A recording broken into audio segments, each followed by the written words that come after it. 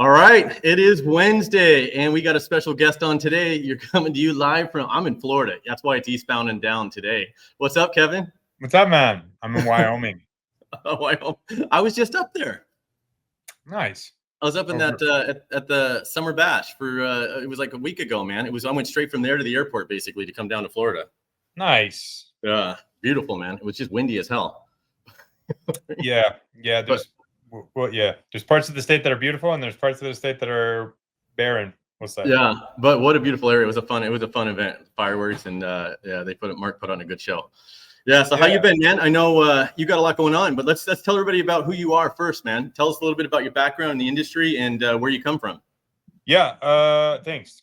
Kevin Hohe. I'm native to Illinois. My soul is in the mountains. I just freaking love the mountains. But my business is in Chicago, Complete Fence. We run about 120 people putting in fence. Love the industry. We started our own sim. I didn't mean to compete with you, so please. But we started Atomic Construction. That's a podcast trying to kind of promote.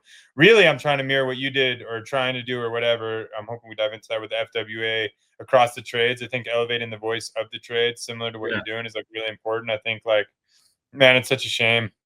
Such a beautiful industry, and I don't think it gets the credibility it deserves. It's coming back around. I don't know if you feel that too, but it's like when I was in college, like construction was like ew, and now it's like, yeah, computer development ew. So I think we're making a comeback. But yeah, man, I appreciate you having me on. I'm like super excited. I don't know if you've got an agenda, but I just would love to talk to you about all the crap.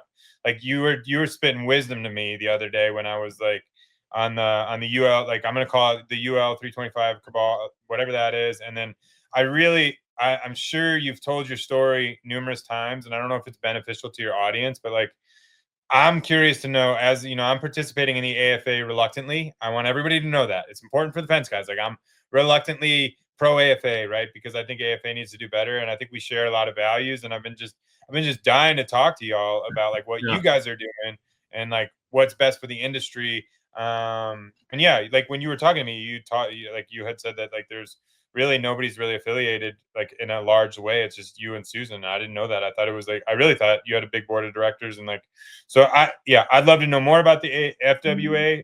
Enlighten me, and I'd love to know more about this, like the regulatory environment as you see it. But I'm on your show, and I've never done a live stream, so this is my first time. So this is like really.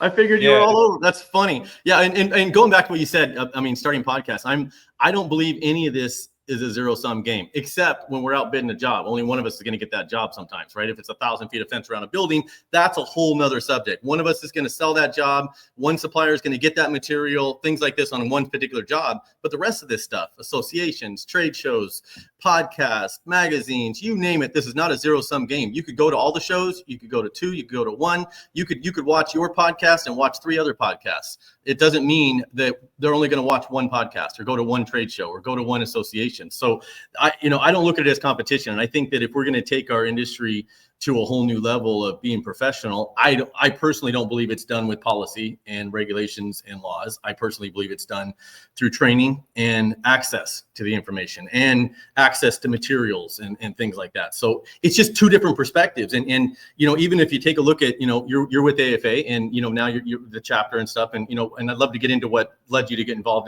on the chapter leadership side. But I think that, I agree with 90% of the stuff. So I think that 90% of the stuff that AFA did and how they started off trying to solve problems when it was a bunch of fence companies, that was great. Do I think that it straight off, after a while, complacency kicks in everywhere, doesn't it? In our companies, in us, in everything. So I think that, we just kind of kicked it in the butt and made everybody realize that, you better step up or you're going to get passed up by people trying to do something. But I'd love to hear what led you to get involved in the chapter leadership.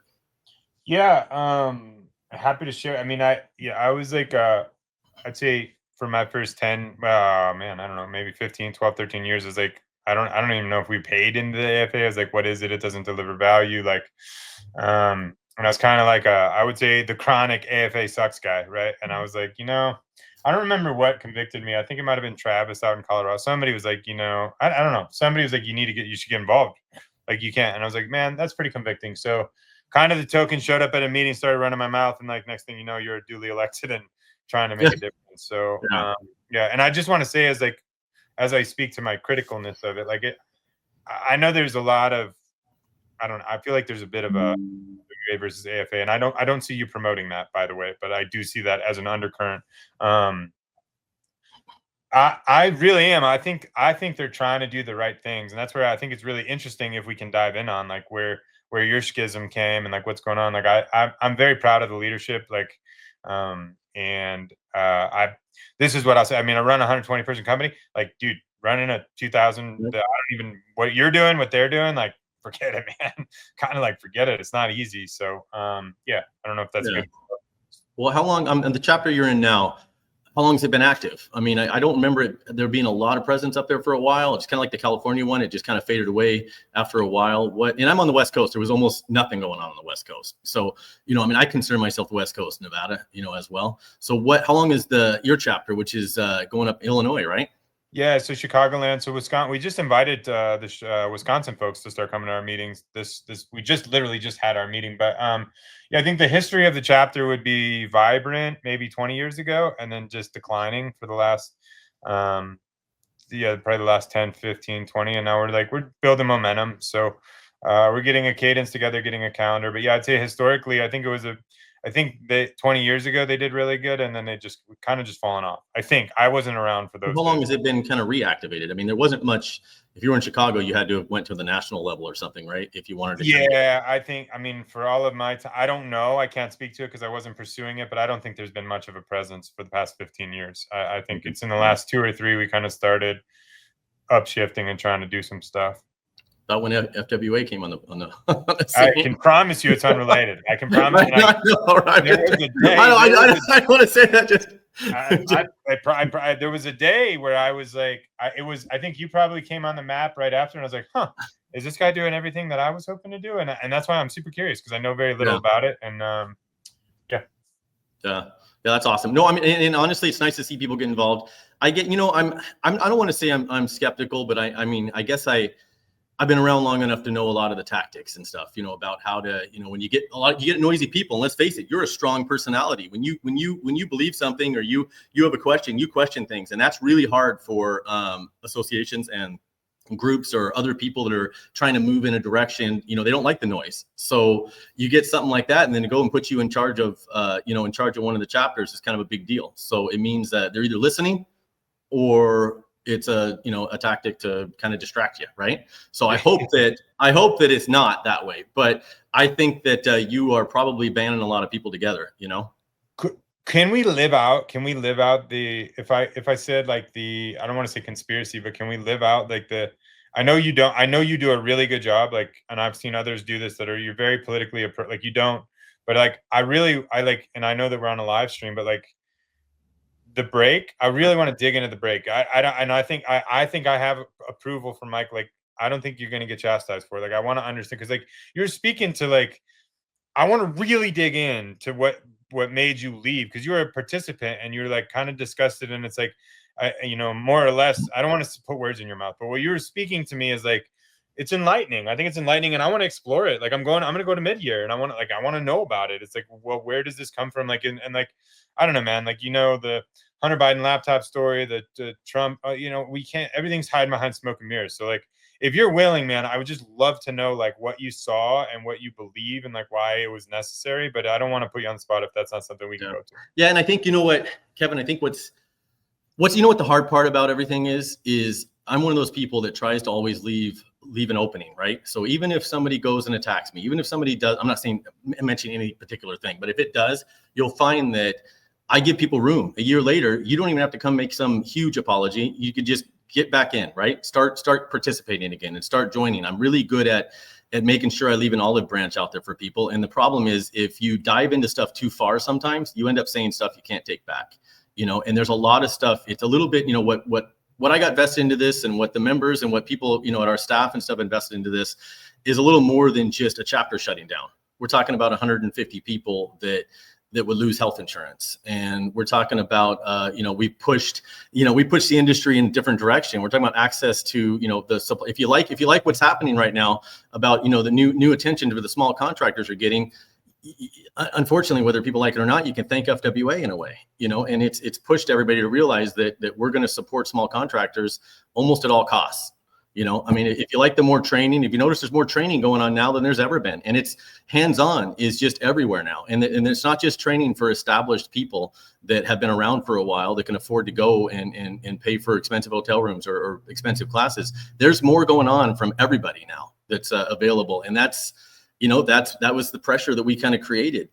And it's just this is the stuff that kind of disappears. So it's different than us just shutting down a chapter or not being to go golfing or not getting to go boating or whatever. It's not just that, it's a lot at stake. And even us, I mean, a lot of people don't realize what we put at stake on this thing, to do. We don't, like you said, we don't have a big board. This is, I mean, if you went to the fence show, almost every single person you ran into was one of my employees. We shut down for 2 weeks.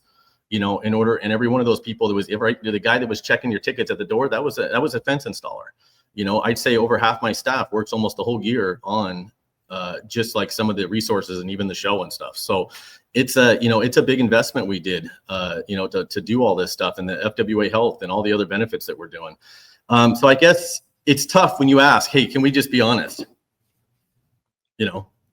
So I'm interested, and I'm gonna keep prying, but like, feel free, please. Like, no, I'm like, you're interested to, like, I'm a big truth will set you free guy. So I just want to convey what you believe to be true is you think the AFA will put more pressure and shut you, like you feel that they're gonna come and suppress your voice, or how does it? What I feel there needs to be FWA and AFA coming together and supporting each other's training events and all the other stuff out there. And I think that if a war between AFA and FWA can be manifested, not by AFA and FWA, but all the people that believe there's a line between the two.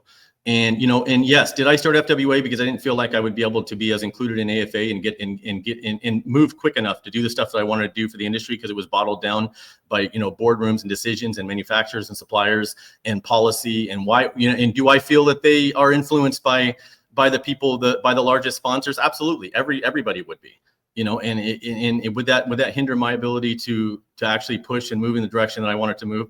And yeah, I mean, I remember I was at one of the shows and here we go, showed up at the first show that I went to. Everybody's in Las Vegas fence shirts. And this has changed. And you ask Michael Reed, I told him the same story, back then. And, my father-in-law, which is my sales guy, if you ever met him, was into a lot of family people that work there. He walks up with an Las Vegas fence shirt and he goes up to grab a hat or something on the counter and they pull it back and they said, "Who are you?"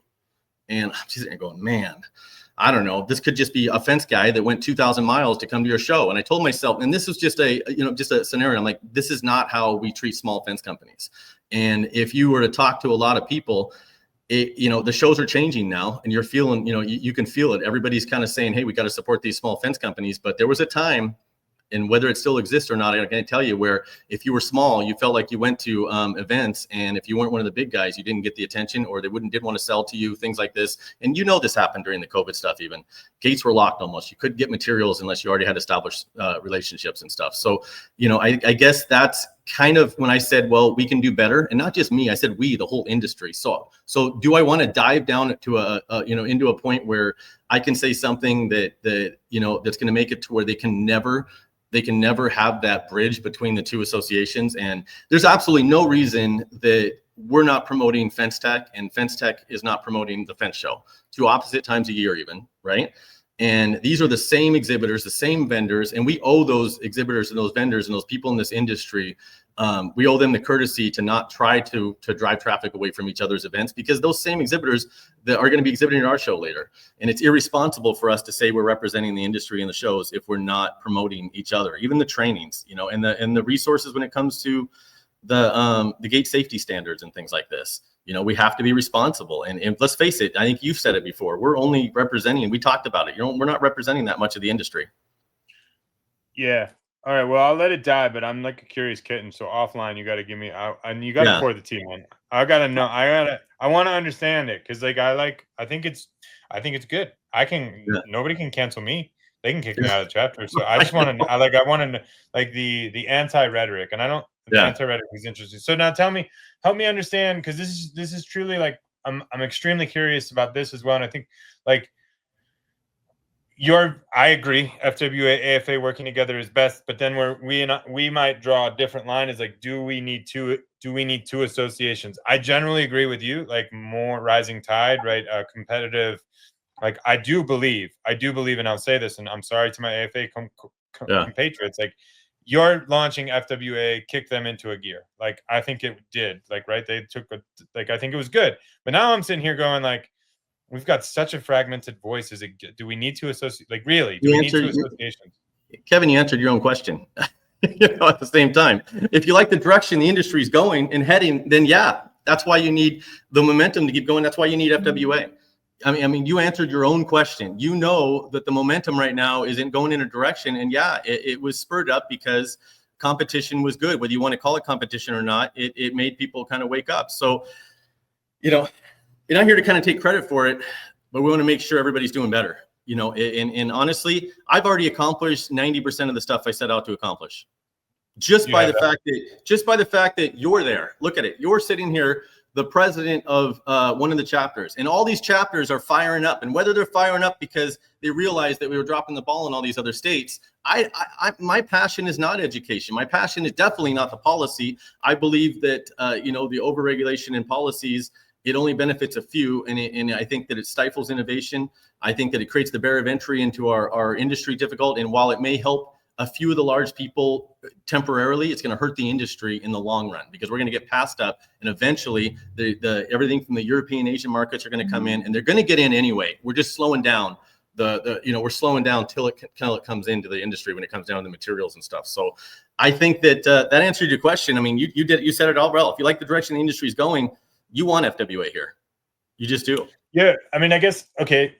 Point taken. I think the one thing that, point taken. And then, so like, how do we, like, I mean, what do you, and I'm really curious about your 90%, what the 90% was and what's the remaining 10%. Is that something you can talk to, or no? You accomplished 90%. Yeah. I mean, 90% was the industry waking up. I mean, there was literally, it was asleep. We were getting stale, and people were leaving our industry. The door industry is taking over the gates. Ag industry spread off up into their own, doing their own thing.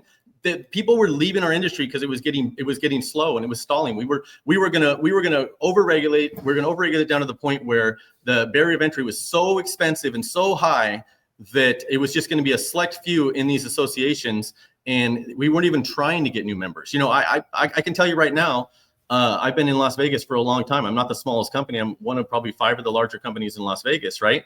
And I've never once been asked to join an association. So, but now I guarantee everybody's being asked. So I think that 90% of what I wanted was everybody to start waking up and seeing what was going on. So advocating for the best for the industry. Are you in the ideal world? Because I think it's I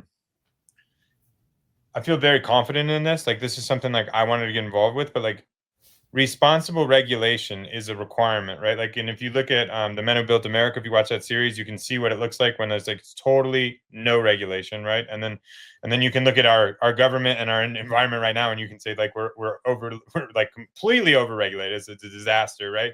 And then like when you look at our industry, it's like, so what would you like? How does the AFA and FWA come together and unify the voice of the fencer and administer responsible regulation? Because like, I think what we have to say is that's not easy to do. So is it just none, or how would you orate that?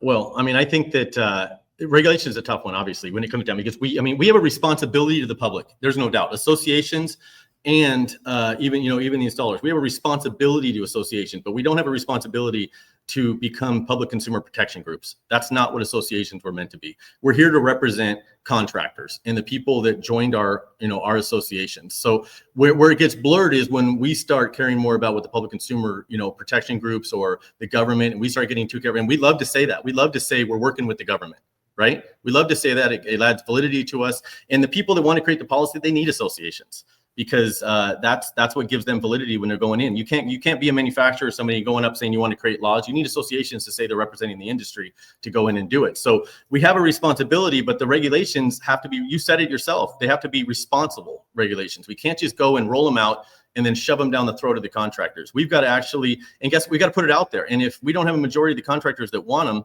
you can't just go and lobby and say that we're representing the industry when we're not. then we can't go and say that things are an industry standard when they're not.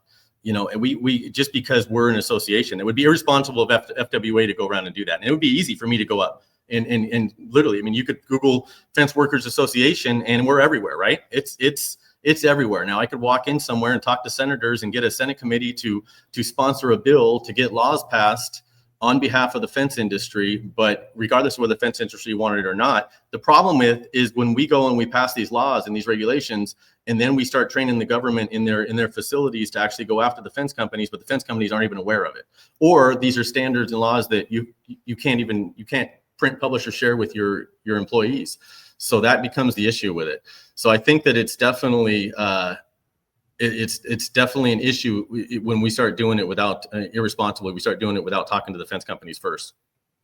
And I'll pass. Like, it's like there is and I just hear it in your voice. There's an undertone of like they've already done it wrong and they're doing it wrong, right? Like and you're not being like overtly like, and I'm like, man, I want to know what that is, because I'm sitting in there and I'm like, they don't even know what they're doing about regulation. And like, I believe that whatever this, like the sin, I'm gonna call it the great sin that really drove you away, right? I tend to believe whatever that was a huge accident and it's a disaster.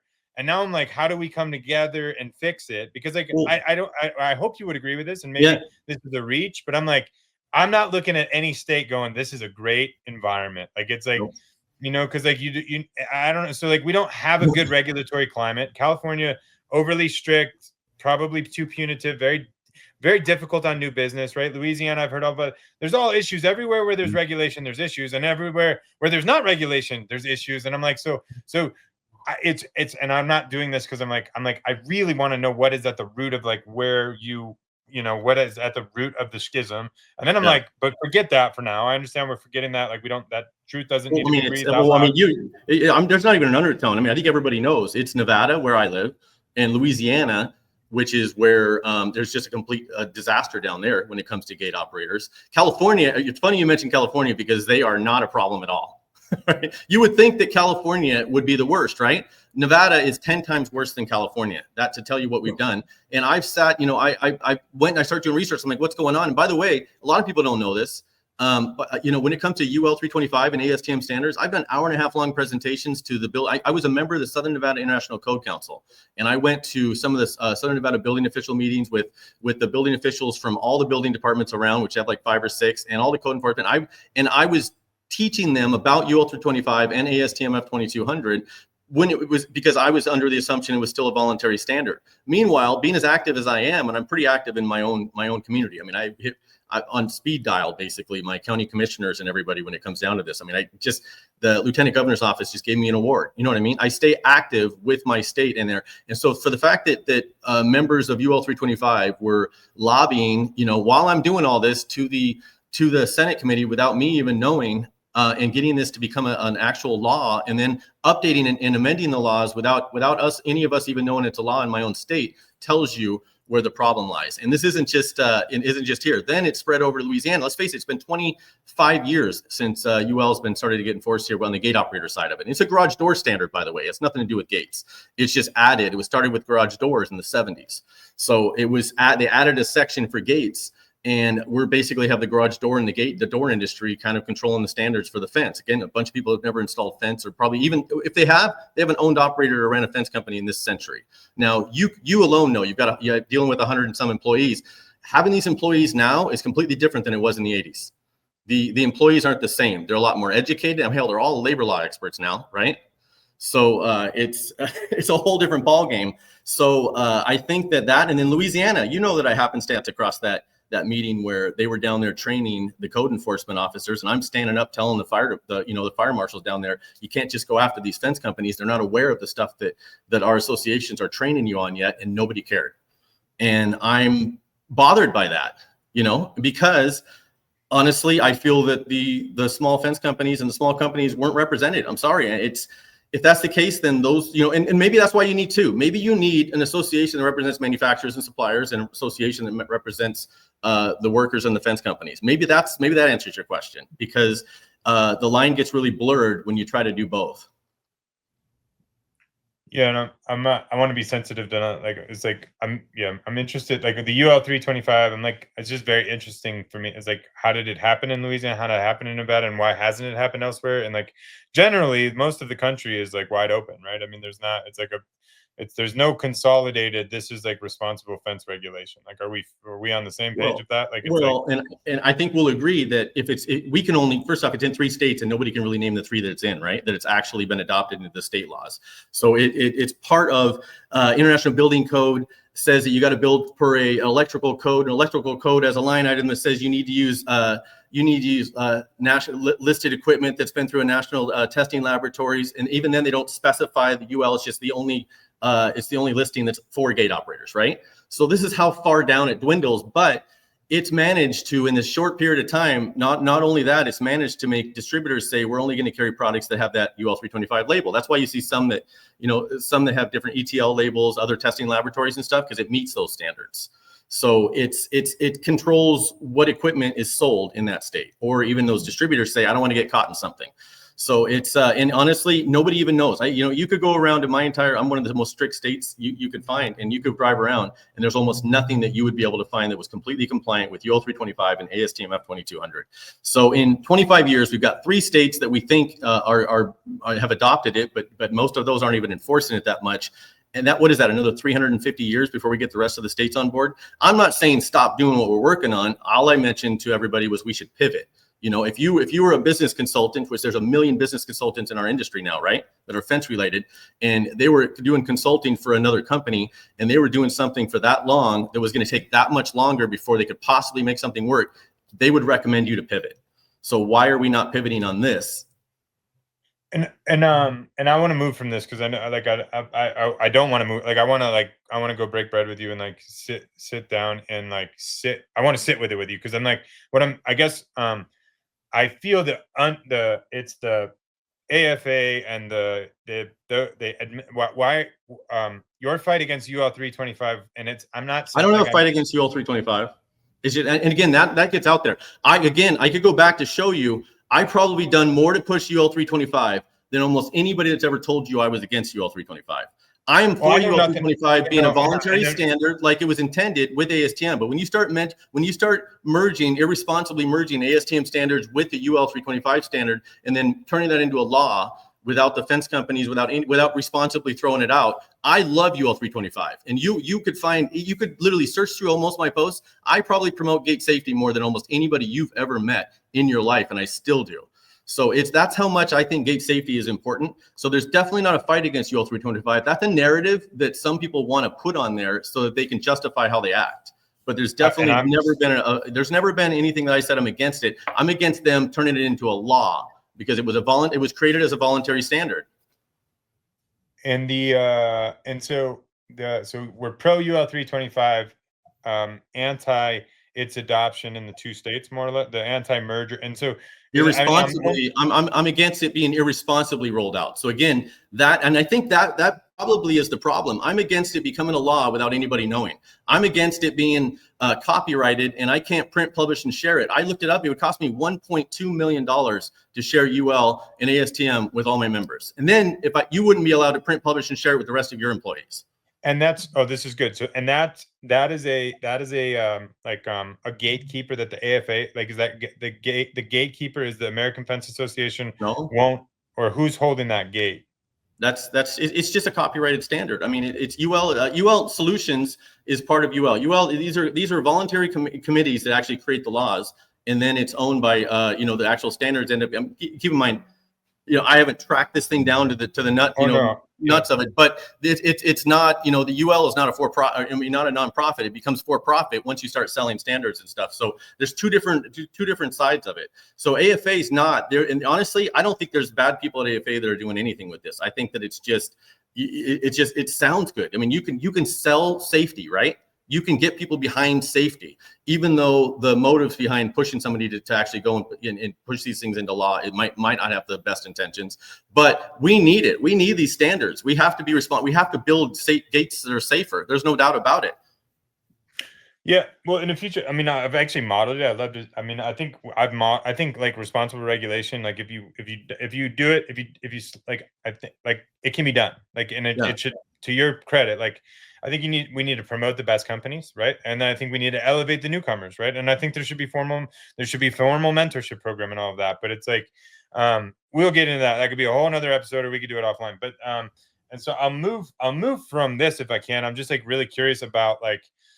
I'm curious about if you care to share like all the ins and outs of the FWA. Like I like, you probably know the ins and outs of the AFA better than I do, but it's like I I have don't. no I have I no don't. idea. You kind of like call, because I was like asked a question that I probably shouldn't have, because I thought like it was you, Sean Kang, and oh my gosh, I can't remember his name. Come on, the guy that was calling out Michael Reed, the Wyoming boy. He's gonna Yeah. get mad at me. This is live feed. Mark What? Olson. Mark Olson. Is Yeah. that who you're talking about? Yeah, yeah. I was just Yeah. at his summer bash thing. Yeah. I thought you guys were kind of the pioneers, and you said like they're not really affiliated. It's really just you and Susan. Yeah, I mean the day-to-day operations of this association is me and Susan having probably 50 million phone calls. There's only one employee, and it's Susan. So everybody else is voluntary. It's just her. So she's the one I have contact with every day. And then in my office, I've got probably I probably have at least 3 or 4 people that work on it that are on my payroll at Las Vegas Fence. So it's all paid for basically by Las Vegas Fence. The dues probably don't even cover enough to cover our executive director's salary. The rest comes from me. So that's why I'm probably I'm probably a little less forgiving when somebody says, "Hey, what are you doing with this? What are you doing with that?" Well, you do better, right? Go out there. If we've got 150 people healthcare. I challenge you to go do better, right? I hope you're not looking at me. The only I was mentioning other people that I'm a big like. Anyway, I won't say. If you're talking to me, I apologize. That is no. Just in general, yeah. It's like, because every once in a while you get those people that are commenting. You're just like going. But yeah, so I mean that's the whole. That's it. We do. We're constantly working on resources and Fence Social that we created. We've got the show. Like I said, we pretty much had to fund that whole thing and take a lot of. It's different than just setting up. It's different than just going to a hotel and setting up some tables and your minimum liability or something like that. But we had to go put a lot on the line to kind of pull these shows off and pull the resources and put through everything that we're doing. And so, you know what? You didn't do that. I really was hoping you were going to do, and I did offer like years ago, to help with, is that like the used, like the interactive garage, like sell your overstock thing. That never took flight, did it? Wasn't that you that was started? I tried it, man, but nobody put nothing on there. I was ready, man. I messaged. I said I want to see this exist because we all got shit in our yards that other. Did you see that? I had it. What was it? Fence auction. I think at one point I tried it, but nobody really kind of jumped on those things. Dude, I must have thrown. I'm not afraid to fail, and I think that's one of my things. So I must have tried 50 things. What's funny is there's some stuff that I spend months and months and $10,000 trying to build and this and that, and like 3 people like it. And then there's things that I'm like, I'm just on Sunday on my couch and I start up and next thing you know, there's 500 people in there. And I'm like, I don't understand it. So you just don't know, but you can't be afraid to fail, especially in this industry, and keep trying to change things. Okay. But for my AFA family, that's all curious about what Brian's up to. So you've got you and Susan pretty much. And then you've got you, Susan, and who's the executive director? That's Susan. Oh, Susan. Okay. And then basically it's funded by all your people. And then there is a board of directors though. No, are they active or they're not? No, it's still just us. I mean, we're hoping to get some of that stuff set up, but there just hasn't been time and enough interest in it yet. I mean, you Susan, you looking for a new job? I'm hiring. She sounds like the miracle worker. I'm a big believer that everybody that's doing something extra. Yeah, I think we accomplished a lot. I mean, and not just that. I mean, she's about ready to close some stuff on some life insurance. That's and I think one thing you'll find interesting is even like working on some life insurance stuff. We're looking on some resources, and we're always working on new accounts for small fence companies.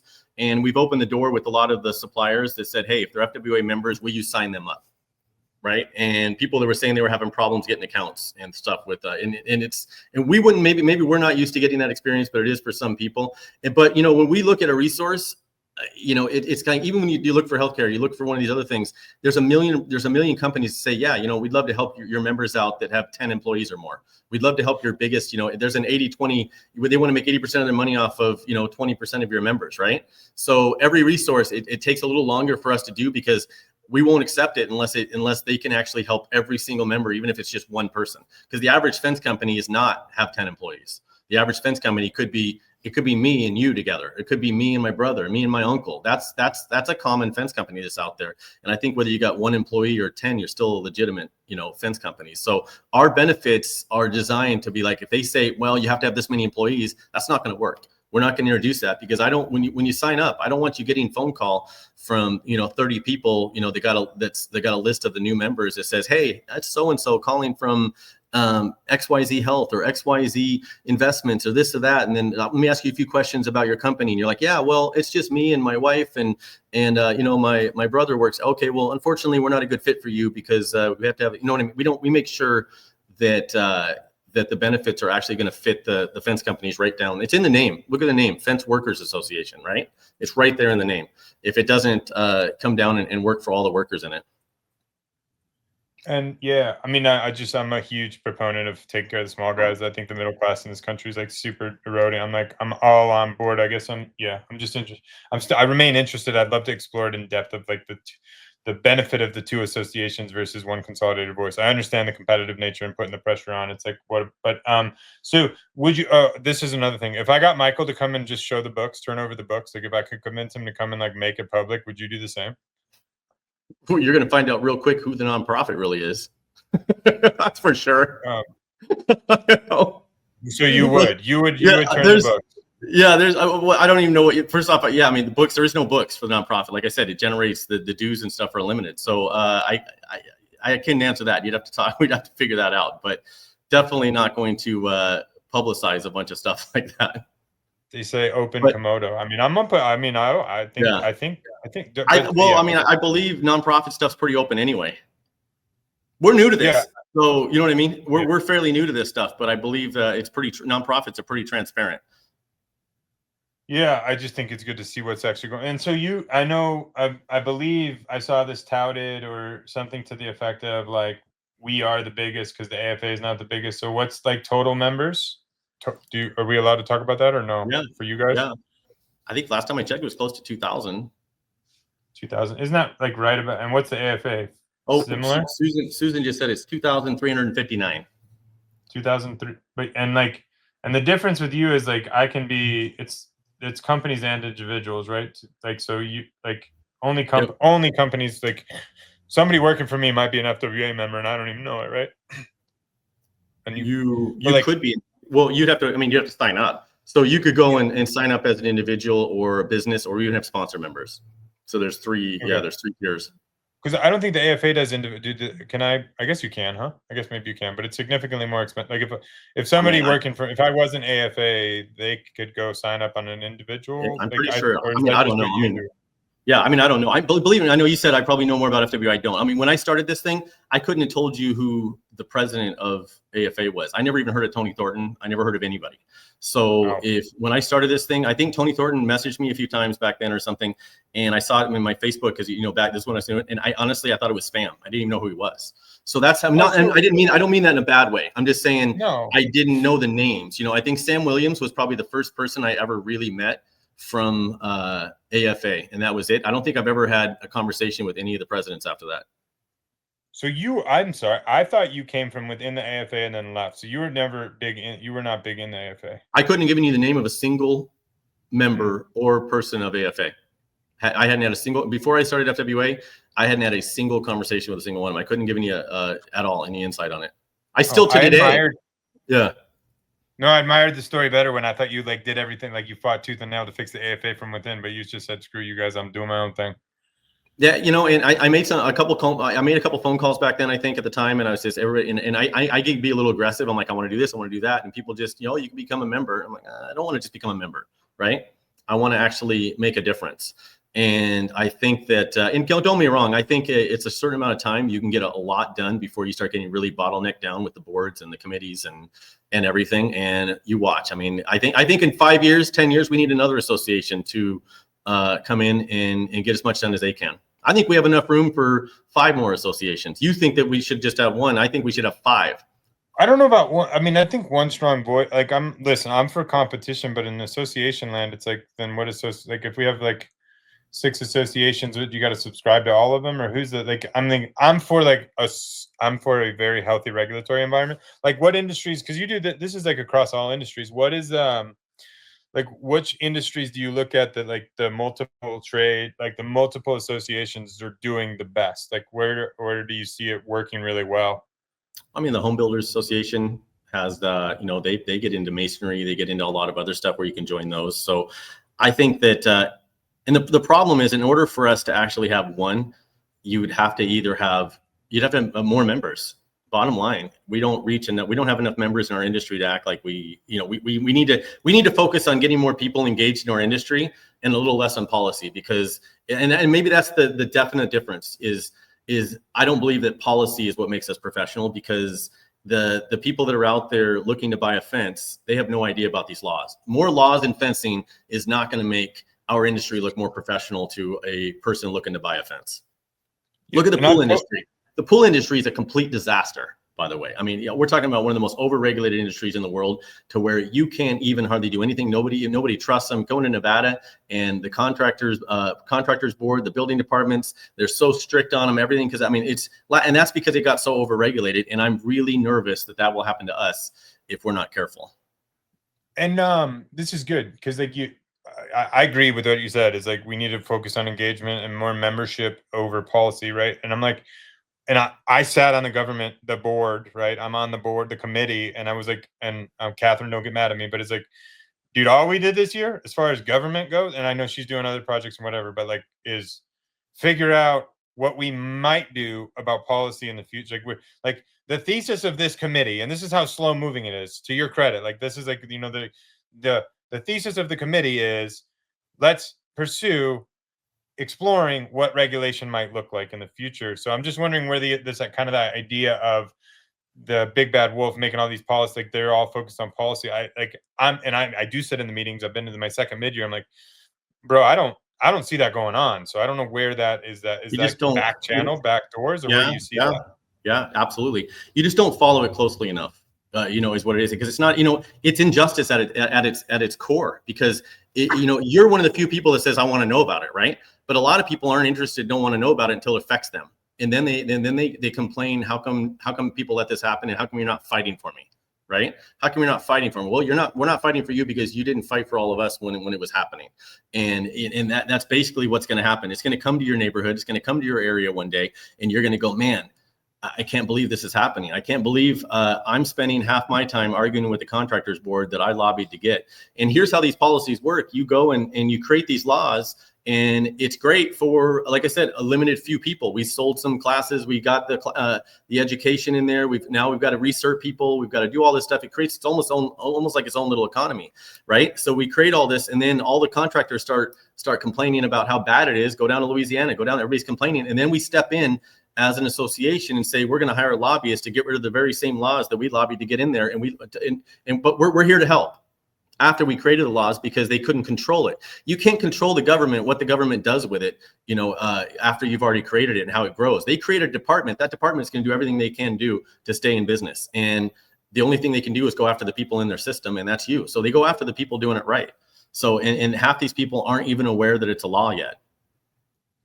Yeah. Well, I mean, I guess I'd say, because I understand, I understand that you don't want to say anything that could jeopardize your association. Totally respect that. But what I do need is, as somebody that would like to expose the truth for all of us to see, because I'm telling you, I wouldn't want to sit here and say, Brian, that's not going on, right? I don't feel comfortable. I don't know what's going on. And maybe there's a secret agenda behind closed doors, way under this evil cabal of like, got it, maybe.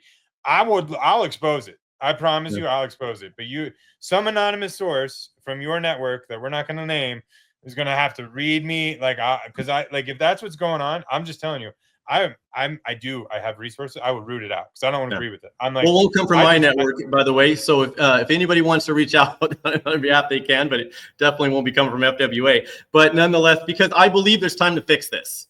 I believe there's time. I mean, look at the gate safety stuff that we're doing, this TGM 500 standard, we have access to get gate safety out there if everybody worked together. If everybody worked together, everybody could go to gatesafety.com and they could share. If it was truly about safety, go to gatesafety.com and share the new standard that's on here that, by the way, can get adopted. It's literally designed to meet the International Building Codes 10411, which is meet or exceed standards that are already out there as well. So if we really cared about gate safety standards and not just about being policy and influence and control, then why are they so afraid? Why are people afraid to share the TGM 500 standard?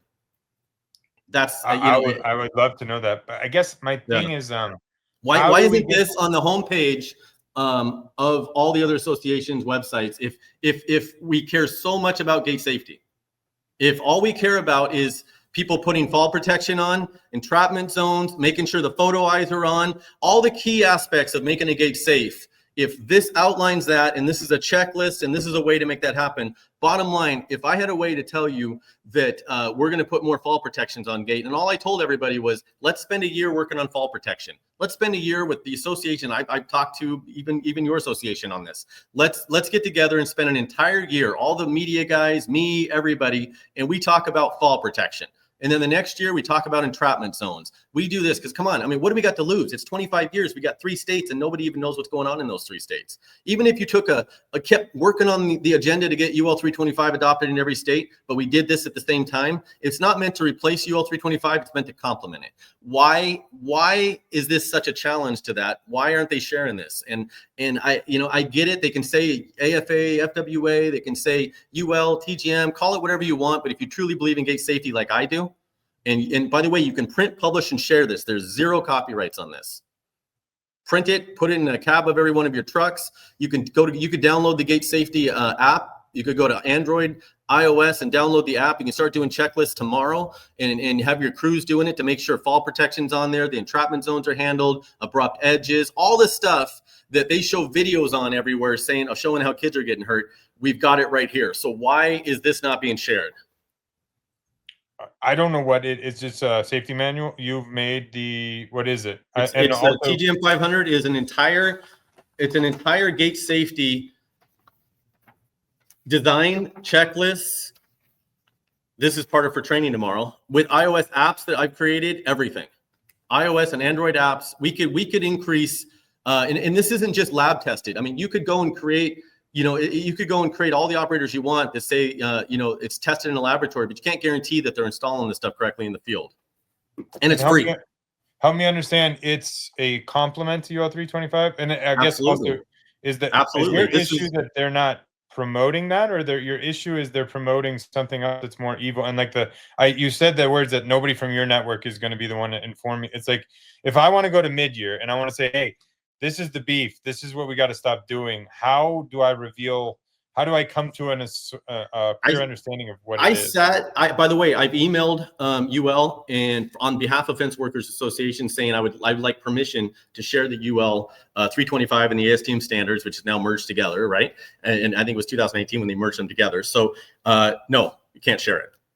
So I'm like, well, how am I supposed to promote this to the members if I'm not allowed to share it? So then I went to this meeting at Tony Thornton's event, the business thing that they had, that one in Oklahoma. I went all the way there, brought down a couple of people, sat there. They added an extra session to discuss gate safety. And I've got one of the guys from ASTM, and I think he worked for Ameristar. Then we had UL people there and all the other people. And I said, look, you guys, I go, you guys finally broke me. I will 100% get behind. They had this big plan and they wanted everybody to sit around and talk about how what can we do to modify the standard? I'm like, we're not here to modify it. Nobody understands it now. What are the meetings about? You're going to keep making it more complicated. Nobody can access it. So I said, you guys broke me. I even told them, you broke me. I'll support it. I'll back it. And I asked them both, will you just remove the copyright and let FWA share the standards? No. Or we'll get back to it, whatever it is. You know what I mean? That's my only beef on the whole thing is I can't. But that's not I just want to make sure that's the UL 325. That's not. How does AFA govern that? Do they? Yeah, I'm not. Yeah, I'm not. Yeah, I for some reason I'm not tying AFA into it, but they're obviously a big component of pushing this thing. Forward. A lot of the training is happening on that. I mean, I was down in Louisiana. They were the ones that were training the code enforcement officers on it. And so So I just want to, because maybe I'm not a smart man, Brian. And in my defense, I asked you to send me the write-ups, like send me the content so I could consume it ahead of time. But so you're pro UL 325 as a standard, anti how UL 325 has been adopted, and then you've developed your own gate safety manual that could be adopted by all. That's basically that. You basically took UL 320. Is it? So is that the wish would be that we would go? I'm pro UL 325 and ASTM F2200. You couldn't find anybody that was more pro it than me, to the point where, like I said, hour-and-a-half long presentations on it. That's how pro I am on UL 325 and ASTM F2200.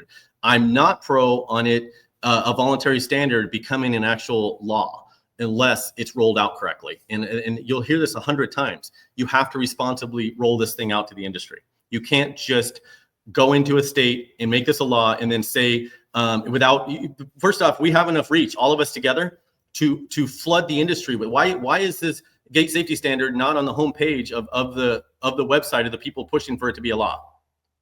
And then there's a concept that the AFA is like forcing this down irresponsibly. Maybe like that's kind of the thesis. And then what I'm confused about is UL is protecting their codes and won't let you have access to them, but you don't seem very upset with them about that. But I feel like, well, you can't. I mean, I don't believe AFA is doing this, by the way, pushing down this road. So no, this is and I think that they're obviously, they support it. There's no doubt, right? There's no doubt that it's part of their making. I mean, it's part of what they're trying to become. Look at the policy. They're for policy, right? And they're for policy regardless of whether the whole industry knows about it or not. And so if not you got to find me somebody that can help me understand why you say that, because I haven't seen it and I want to see it. But good to go. I'll let it die. Yeah. But again, there are a lot of good people. So it's not, it's not like I'm even against, by the way, against AFA at all. I have a lot of good friends in the AFA. Yeah, and then if I take this, what's the manual called? The thing you built with the apps and all the TGM 500. You can go to gatesafety.com and you can download. You can take a look at it. And that if you're a contractor or installer, click on the link for that, and it'll get you over even more information. And again, you'll see that it's pushing everything that we want to get out there. Honestly, I don't care. Like I said, make it to where we can print, publish, and share the other one, and let's just run with that, right? As long as it's responsible, but it's, I'm just not for irresponsibly rolling stuff out. And your version of it is just a more user-friendly version, or is it the same thing, or it's contractor friendly? And here's what we care about. It's taking all the aspects that we want. We want fall protection, right? We want entrapment zones covered. We want abrupt edges. We want the warning signs put on. We want all the stuff on there that makes these gates safe. And we want it to where it's a user-friendly so that contractors can actually go out and do it. And at the same time, we need to lower liability for our contractors. We can't make stuff so complicated that no matter what the contractor does, he's missing something and opening himself up for a lawsuit if there's an accident. And you want it to be responsibly regulated. You want it to be law, but you want it to be done responsibly, or you don't want it to be law? Well, if you can't roll it out responsibly, you can't make it a law. And so is your like a desired end state that it is? And I'm not picking. I hope if it sounds antagonistic, it's not at all. Yeah. I'm seeking solely to understand. But yeah. you want either UL 325 or what you've built to be codified and kind of ratified in a responsibly regulated way, or just not regulated but adopted more universally, or ultimate? I'm just wondering your ultimate. It needs to become an industry standard. Doesn't mean it's a law. There's plenty of ways that we do stuff in an industry standard. I mean, Starbucks is the industry standard for a latte. It doesn't need to be a law. That's how all the lattes are done around the country, right? And it's still the industry standard how they do it. So we can have industry standards in our industry on how we build gates, and we can start working on getting the information out there to the actual contractors, not the government. And I mean, I agree with you. I'm like, so if it's not a law, you don't have to do it. But those that do, let's say I'm in. Let's say I'm like, complete fence is done. Every gate we do is going to follow Brian. I trust Brian. What he's done is gold. We're doing it. My assumption is I am more expensive and harder to sell to the people that just are like put a gate operator up that moves. So like I'm kind of like, I just want to be very clear. I'm very less anti-regulation, but I'm like, it's kind of like, is it a hope that we have better ethos across the board, or how would we universally adopt better gate practices, if not law, would you say? And who, if not the government, who administers that? Is that you're hoping the AFA and FWA are administering this? Like, you can't be a certified contractor unless you do these things, or how do you envision it? Yeah, I mean, it comes down to people being responsible and getting together. And let's face it, I mean, you telling me we couldn't spend a year talking about fall protection? We can't have fall protection year this year, and we couldn't get. I mean, what are most accidents? Most accidents happen, even at the ones you see at the schools and stuff, because the gate fell. So let's be practical about it. Let's focus on the problems that we're actually having, and get everybody together and say we're going to start getting we're going to start getting the information out there on fall protection. So it's more info, it's more awareness. You're for increased awareness. Yeah, absolutely. And I think that's what we're missing. I think that we, and that's why I think that's why they're getting so much pushback against it, is because we're contractors, man. I mean, the reason we became fencers and we're running our own companies, we don't like people telling us what to do sometimes. And we're a different breed of people. We're never going to learn, we're never going to learn by people shoving stuff down our throats. In fact, we're going to push back against it, or we'll just decide we're not going to get into gates at all because it's too complicated. Yeah. Well, are we at time, or how? In a future conversation, I'd love to know how we could maximize the benefit to the smaller companies, and do some like legit mentorship, because I'm all about that. Yeah, and I'm for, like I said, I think that the associations. I mean, they don't have to be separate. I don't think they are. They got to get together and start sharing information together. Do you have time? What does that look like for you? Because I feel like there's a hostility underlying it all. Like, they need to change something for you to be like, I know you're accepting and tolerant and endorsing of them. Like, what would like the ultimate marriage look like? Well, you mean FWA and AFA? I think you'll always have a couple associations. That's like, I mean, there's just, I mean, how you'd merge them. I don't know what you'd do to merge them together if that's what you're talking about. But yeah, I mean, I'm a pretty easygoing guy. Get right down to it. I'm not going to push stuff that the people don't have access to. I think I've been really clear on that. So if it's going to be something I can't print, publish, and share, and I can't tell thousands of our members that they have to follow a standard that they don't have access to, and that they can't train all their people to without breaking the law. Yeah, dude, that seems really. I just don't understand. I'm wildly confused by that whole thing myself, but maybe it's just speaking to my intelligence or lack thereof. Huh? No, I don't know, but I mean, I think that there's definitely ways to connect them all. Hey, hopefully we answered some of your questions. But yeah, I hope I apologize if this gets bad ratings, because I didn't. Maybe I hope I didn't do a bad thing for you. What is it? Does it live? Does it exist in a perpetuity, or it's just live and then shut off? It's just live and then it goes down. Yeah, no, and then people can go back and watch it. Oh, you can. Okay. And so yeah. I look for the trade industry. Okay, cool. Or is it all on is it just YouTube, or is it on all the? No, it's streaming everywhere. Oh, nice. And yeah, again, it's going to be, I know Jeff here, he wants us to go into in depth, and people always want to know more. You know what? It's easy for people who don't have anything to lose to say, let's dig into stuff, isn't it? And it's like everybody loves gossip and they love to make stuff, we love the drama, right?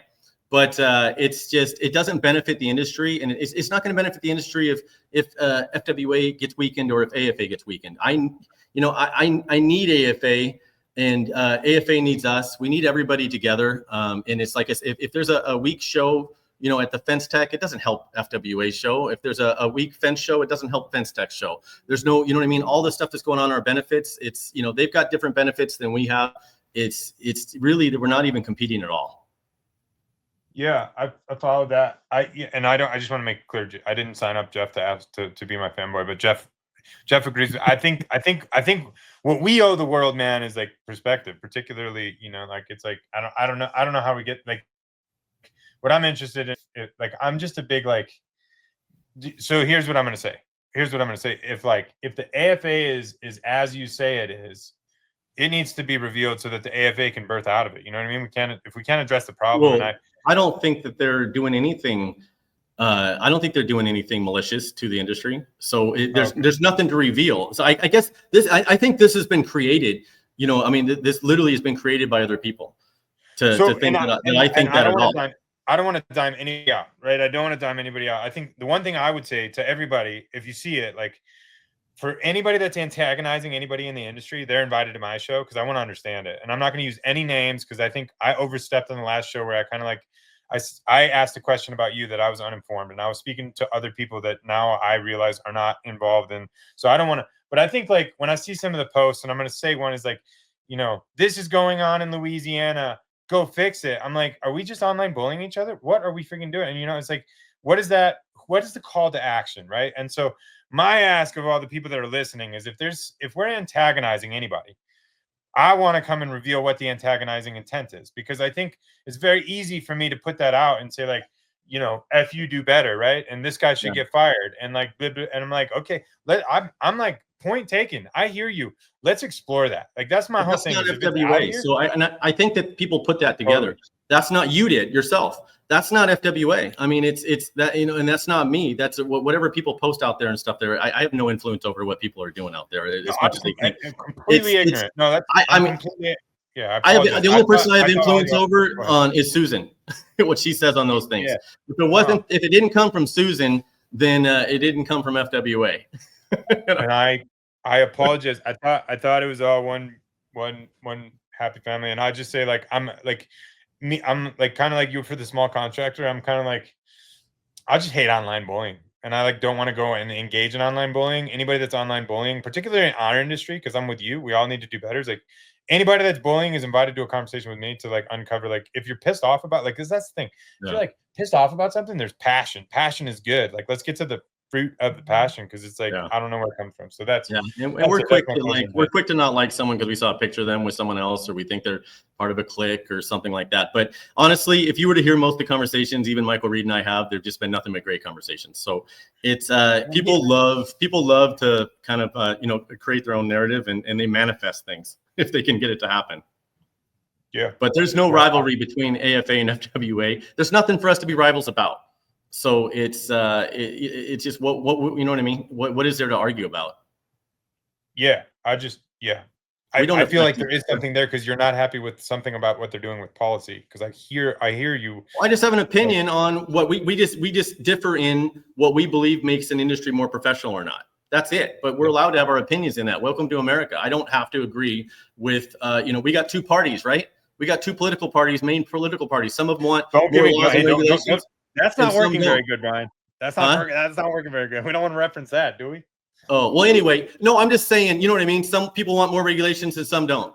So I am not I don't believe that makes us more professional. I think what makes us more professional are access to training and getting us out there. And honestly, we don't have enough for new companies coming in.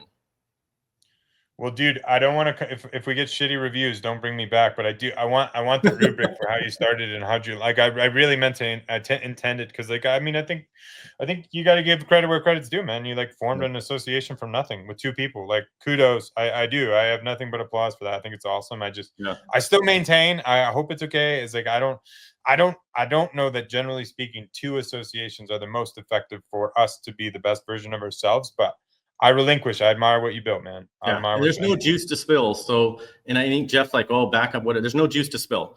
I don't think there's some massive conspiracy going on at AFA. So I don't think you've said it before. I don't think it's organized to that point where it's a massive conspiracy happening.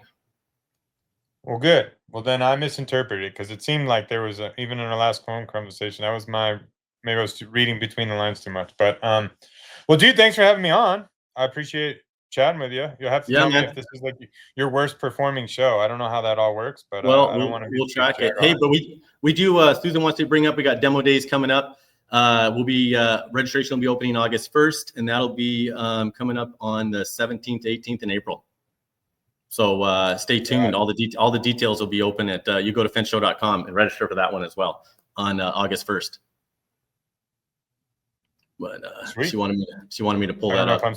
I didn't know if I was supposed to respond or not. I don't know. No, she just pulled it up. I do what I'm told. We all got a boss somewhere. All right, Kevin. It's late for you. This is the latest I've been up now. I'm over in Florida, so I'm beat too. We long flights. Getting down bedtime, man. Thanks for making time. It was good chatting with you, bro. Yeah. All right, man. We'll talk to you. Have a good one. See you next time. Later.